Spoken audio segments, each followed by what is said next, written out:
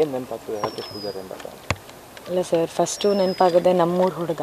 ಯಾಕಂದರೆ ಅವ್ನು ಯಾವಾಗ ಸಿಕ್ಕಿದಾಗಲೂ ಬಾಯಿ ತುಂಬ ಅಕ್ಕ ಅಕ್ಕ ಅಂತ. ಸೂರಜ್ ಆಗಿರ್ಬೋದು, ರಾಕೇಶ, ಅನೀಶು ಎಲ್ಲ ಮಂಗಳೂರು ಹುಡುಗರು ಒಂಥರ ನನ್ನ ತಮ್ಮ ಥರ ಅಂತ ಹೇಳಿದ್ರೆ ತಪ್ಪಾಗಲ್ಲ. ನಮ್ಮ ಮುಂದೆನೇ ಚೆನ್ನಾಗಿ ಬೆಳೆದಂಥ ಹುಡುಗರು.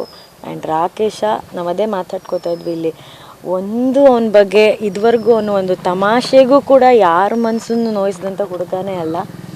ಅದೇ ಒಳ್ಳೆಯವ್ರಿಗೆ ಕಾಲ ಇಲ್ಲ ಅಂತ ಹೇಳ್ತಾರಲ್ಲ, ಆಯಿತು. But this is very unexpected. ಅವ್ರ ತಾಯಿಗೆ ಮತ್ತು ತಂಗಿಗೆ ನಾವೆಲ್ಲರೂ ಶಕ್ತಿಯಾಗಿ ನಿಲ್ಬೇಕನ್ನೋದೇ ನಮ್ಮೆಲ್ಲರ ಆಸೆ ಸರ್.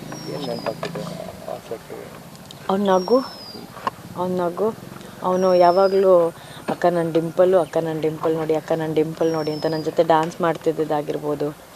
ಅರ್ಜುನ್ ಜನ್ಯ ಸರ್ ಅವರ ಒಂದು ಮಿಮಿಕ್ರಿ ಯಾರಾದರೂ ಮಾಡ್ತಾರೆ ಅಂದರೆ ಇಟ್ಸ್ ಓನ್ಲಿ ರಾಕೇಶ್. ಅಷ್ಟು ಟ್ಯಾಲೆಂಟೆಡ್ ಅವನು. ಫಸ್ಟು ಕಾಮಿಡಿ ಕಿಲಾಡಿಗಳು ವಿನ್ನರ್ ಆಗಿರೋದಾಗಿರ್ಬೋದು. ಆ್ಯಂಡ್ ಯಾವಾಗಲೂ ಲವಲವಿಕೆಯಿಂದ ಇರೋದು.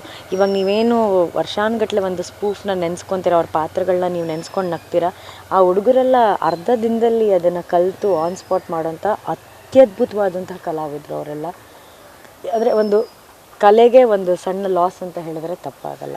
ಕರಾವಳಿಯ ಮ್ಯಾನರಿಸಮು, ಆ ಕಾಮಿಡಿ ಅಲ್ಲಿ ತಗೊಂಡು ಹೋದ್ರಲ್ಲ ಅಂತ, ಕರಾವಳಿ ಭಾಗದ ನಟರ ನಿಜವಾಗ್ಲೂ ಆ್ಯಂಡ್ ಅವನ ಸ್ಪೀಡ್ ಆಗಿರ್ಬೋದು, ಅವನ ಭಾಷೆ, ಅದು ಲ್ಯಾಂಗ್ವೇಜ್ ಇದೆಯಲ್ಲ, ಸಹಜವಾಗಿ ಇಲ್ಲಿಂದ ಅಲ್ಲಿ ಹೋದವರು ಕನ್ನಡವನ್ನು ಬದಲಾಯಿಸ್ಕೋತಾರೆ, ಓಕೆನಾ.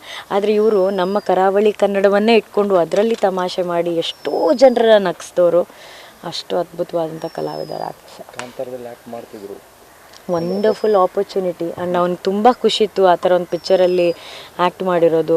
ಈಗ ನಮಗೆ ಒಂದು 2-3 ವೀಕ್ಸ್ ಮುಂಚೆ ಕೂಡ ನಮ್ಮದು ಮಹಾಸಂಗಮಕ್ಕೆ ಬಂದಾಗ ಆಗಿರ್ಬೋದು, ಮಾತಾಡ್ದಾಗಿರ್ಬೋದು, ಅವ್ನು ಶಾರ್ಟ್ ಫಿಲ್ಮ್ ಮಾಡಿದಾಗ ಪ್ರತಿಯೊಂದು ಈ ಹುಡುಗರು ಎಲ್ಲರೂ ನಮ್ಮ ಸೆಟ್ಟಿಗೆ ಬಂದರೆ ಎಲ್ಲರೂ ನಮ್ಮ ಕ್ಯಾರವನ್ನಲ್ಲೇ ಇರ್ತಾರೆ, ನಮ್ಮ ಜೊತೆನೇ ಊಟ ಮಾಡ್ತಾರೆ. ನಮ್ಮ ಕಷ್ಟ ಸುಖ ನೋವು ನಲಿವುಗಳಲ್ಲಿ ಎಲ್ಲ ಜೊತೆ ಇರ್ತದೆ. ಹೇಳಲ್ಲ ಸರ್, ಎಲ್ಲರೂ ಅಣ್ಣ ತಮ್ಮಂದಿರ ಥರ ಜೊತೆ ನಮ್ಮ ಜೊತೆನೇ ಇದ್ದರು. ಈಗ ಆ ಥರ ಒಬ್ಬ ತಮ್ಮ ಇಲ್ಲ ಅನ್ನೋದೇ ಒಂದು ನೋವು ಅಷ್ಟೆ.